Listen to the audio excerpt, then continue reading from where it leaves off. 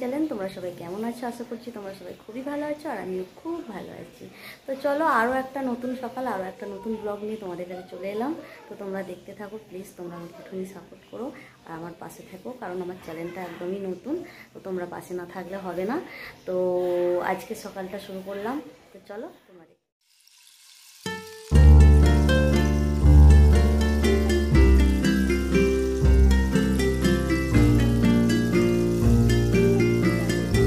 জল আমি খাবার তুলে নিয়েছি আর এখানে হাঁড়ির মধ্যেও কিছু জল আছে। তো সকালে সব বাসন টাসন ধোয়া হয়ে গেছে, কিছু গোছানো হয়েছে, এখানে কিছু আছে, এগুলো চা খাওয়ার হলো।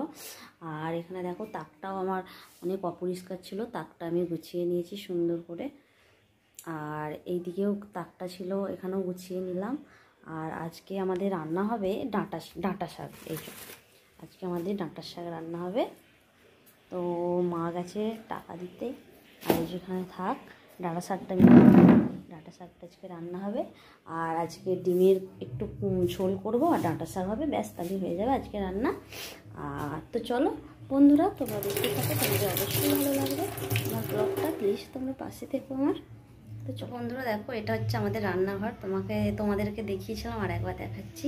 তো দেখো এটা আমাদের রান্নাঘর। আর এই যে এইমাত্র বাপি ডিম নিয়ে এলো, এই যে ডিম, টমেটো নিয়ে এসছে, পেঁয়াজ এনেছে, চাল এনেছে, এগুলো ছিল না, নিয়ে এলো।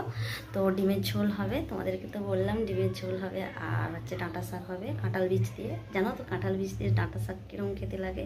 তো তোমরা কেউ মানে ডাঁটা শাক দিয়ে কাঁঠাল বীজ খেতে পছন্দ করো তো আমাকে কমেন্টে বলো। তো আমাদের আজকে রান্নাটা হবে। তো সব চলো তোমাদেরকে আজকে ডাঁটা শাকের রেসিপিটা আমি করব না, মা করবে, তো তোমাদেরকে একটু একটু শেয়ার করব।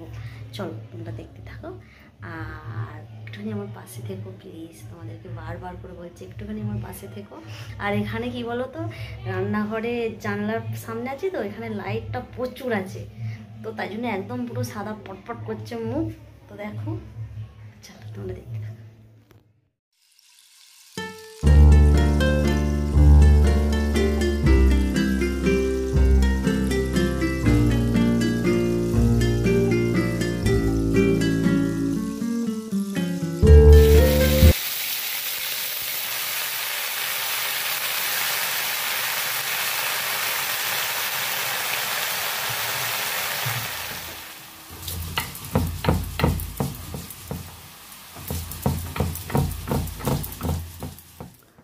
তো দেখো শাকের মানে ডাঁটা শাক আর কাঁঠাল বীজ দিয়ে যে মেনুটা বলেছিলাম তোমাদেরকে দেখাবো। তো দেখো মা ওটা করছে। তো তেলের মধ্যে শাক দিয়ে দিয়েছিলো, তারপর নেড়েচেড়ে ওর মধ্যে হলুদ গুঁড়ো, লঙ্কা গুঁড়ো, তারপরে সর্ষে রাঁধুনি বাটা, নুন, চিনি সব কিছু দিয়ে একসাথে ওটাকে ভালো করে নাড়িয়ে চাড়িয়ে নেবে। তো কড়ার মধ্যে করবে না মা, ওটা কড়ার মধ্যে করলে টাইম লাগবে, তাই জন্যই ওটা মা প্রেসারে দিয়ে দেবে। প্রেসারে দিয়ে 2 কি 3টে সিটি মেরে নিলেই মানে নামিয়ে নিয়ে তারপরে কড়ার মধ্যে আবার ভালো করে শুকনো শুকনো করে নেড়ে নেবে। তো চলো তোমরা দেখতে পাবে। তো এরকম করেই হবে এটা।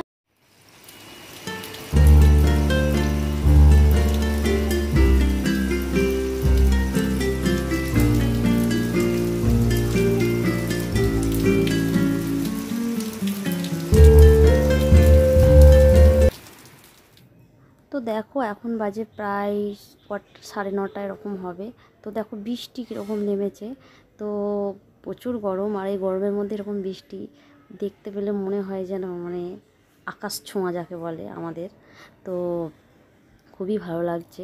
তো ওরকম বৃষ্টি, গরমের মধ্যে বৃষ্টি হচ্ছে, খুব মজা লাগছে। তো একদম মানে খুবই মজা লাগছে যাকে বলে, একটু ঠান্ডা ঠান্ডা লাগছে। আর কত সুন্দর বৃষ্টিটা পড়ছে দেখো, তো গাছের পাতার মধ্যে বৃষ্টিটা পড়ছে, খুব সুন্দর দেখা। তো বন্ধুরা দেখো প্রেসার থেকে নামিয়ে নেওয়া হয়েছে শাকটা সিটি মেরে। তো এখন তেলের ওপরে 5 ফোড়ন আর শুকনো লঙ্কা দিয়ে ফোড়ন দেওয়া হয়েছে। তো এরপর এর মধ্যে শাকটা দেওয়া হবে। তো চলো তোমরা দেখতে থাকো।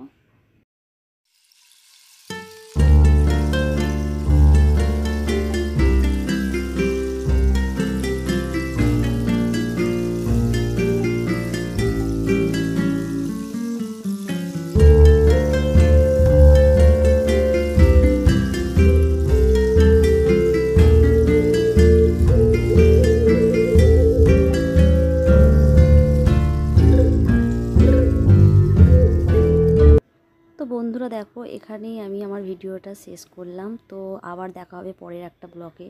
তো প্লিজ বন্ধুরা, তোমরা সবাই আমাকে একটুখানি সাপোর্ট করো আর আমার পাশে থেকো, প্লিজ প্লিজ প্লিজ। ভালো থেকো সবাই, সুস্থ থেকো।